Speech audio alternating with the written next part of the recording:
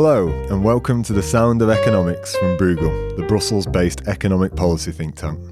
I'm Sean Gibson, the press officer here at Bruegel, and today we bring you a new episode of the Deep Focus series, where we get into a little more detail about a Bruegel research publication in conversation with one of the authors. So, joining me today is Bruegel Research Fellow Simone Tagliapietra. Hi, Simone. So Simone, together with his Bruegel colleague Georg Zachmann, has brought together a group of leading climate and energy scholars to discuss and to highlight the key priorities for the European energy transition. And that's in line with the onset of a new institutional cycle coming up in Brussels.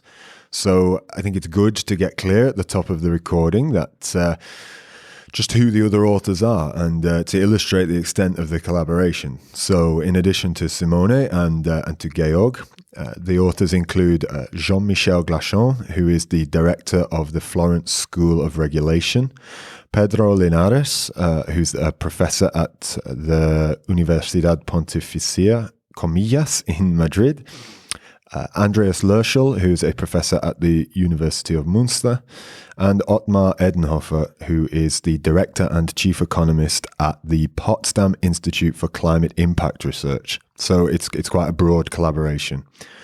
So, moving on to the publication in question, before we get to the key messages of it, Simone, can we possibly talk about the context into which we're stepping with this study and the current state of play with energy transition?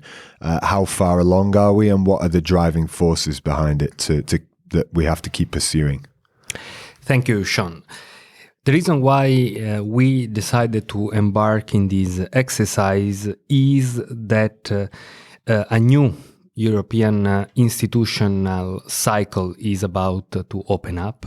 And as far as energy and climate is concerned, the next 5 years will be key in defining how the European energy system will be shaped in 2040, 2050.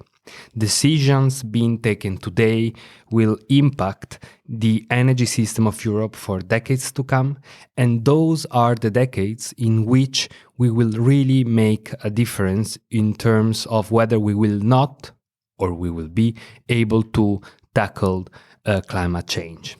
That's the context, that's also the sense of urgency of why we really wanted to carry out this exercise right now. So this is where your study comes in, and could you give us the key conclusions that you've made? Yes, our key point is the following.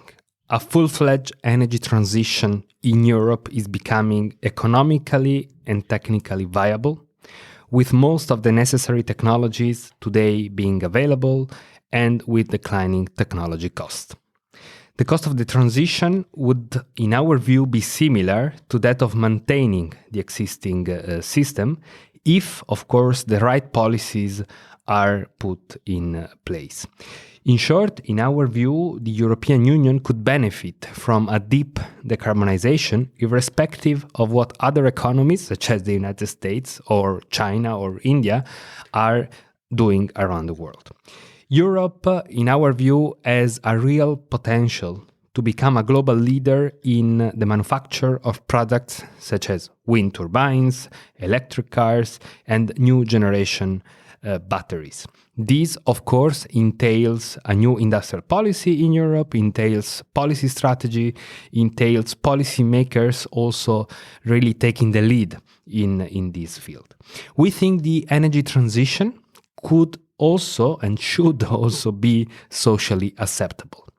We don't necessarily need to face other examples like the Gilets jaunes in the future if the right policies are put in place to control and mitigate the inevitable distributional effects of deeper decarbonization. As we said, the time to act is now, will be the next 5 years, because energy is a rigid system in which infrastructure and regulatory changes takes really decade to be fully implemented, while competition around the world, as we know, is not sleeping. Just think about what the Chinese are doing and have been doing on solar panels and electric cars manufacturing.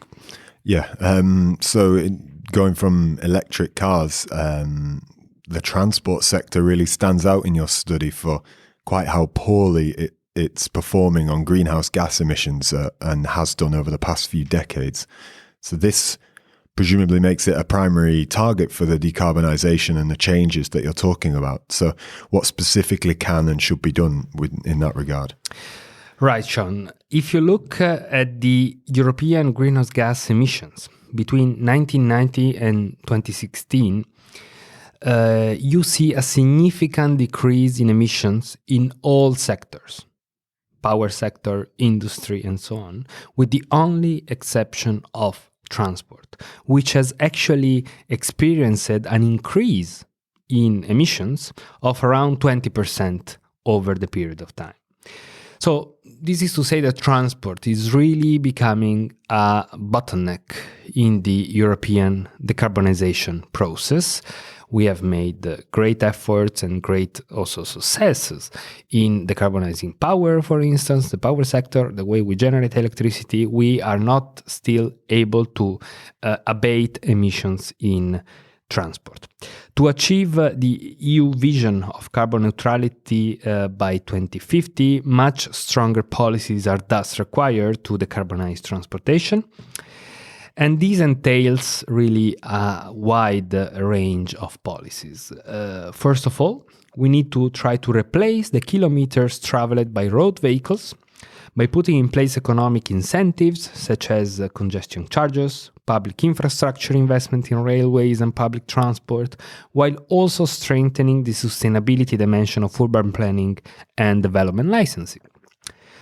Another way to decarbonize transport is, of course, the one of promote the use of clean vehicles through a combination of stricter emission standards on the one hand for diesel and gasoline cars, and also a gradual increase in road fuel taxes to internalize fully the environmental cost of road transport, which today is still not reflected in the way we tax the transportation system. This notably implies increasing fuel taxes and car registration taxes for the most polluting vehicles.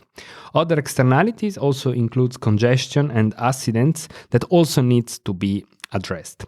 All this should be done in a very careful manner. As the example of France has recently shown, this should really be done carefully.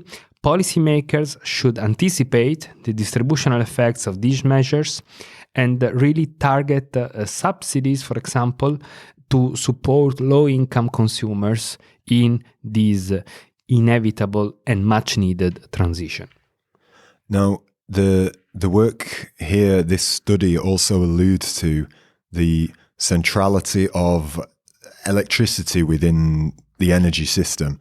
Now, this touches on some of your own previous work for Bruegel, where you've shown how dependent each EU country's electricity generation has been on coal power. I think that perhaps illustrates one of the obstacles to energy transition in this field, but could you perhaps elaborate more on what else can be done with electricity? Yes, over the last 2 decades, the European electricity system has undergone a profound transformation, notably underpinned by a quite strong increase of renewable energy sources, such as wind and solar. That was possible thanks to technology cost reduction, but also by strong incentivizing policies that have been put in place all across Europe to subsidize, to foster the entrance of wind and solar into the system. In our view, the priority in electricity for the next 5 years in Europe is really to prepare the system for a substantial increase in renewables at acceptable cost and without compromising the security of the system.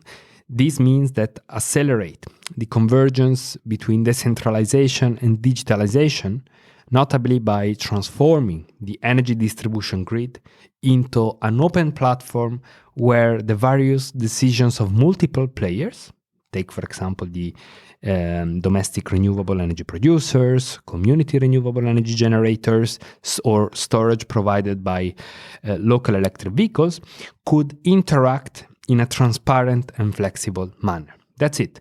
We need a distribution grid that becomes an open platform to really allows all these players to interact in a flexible manner.